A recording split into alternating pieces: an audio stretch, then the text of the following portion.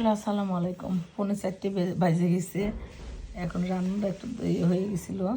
ভাত তো আমি বেশি খাই না, ভাত এই যে একদমই ভাত, সামান্য ভাত খাই, এইটুকু ভাত খাবো।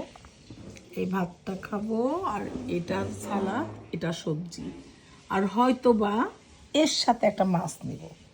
আর অর্ধেকের বেশি ভাত কমায় ফেললাম, অর্ধেকের বেশি। সব সময়, আজকে শুধু না, এটা অনেক বছর ধরেই আমি এত কম ভাত খাই। তারপরও আল্লাহর অশেষ রহমতে অনেক মোটা, অনেক মোটা। আসলে থাইরয়েড আছে তো আমাদের, এই জন্য আমরা অনেক না খেয়ে থাকলেও আমরা মোটা হয়ে যায়। এইটুকু ভাত একটা 2-3 বছরের বাচ্চাও এর চেয়ে বেশি ভাত খায়। ঠিক আছে বন্ধুরা, সবাই কেমন আছেন? আসসালামু আলাইকুম। যে যেখানেই থাকবেন ভালো থাকবেন। আল্লাহ হাফিজ।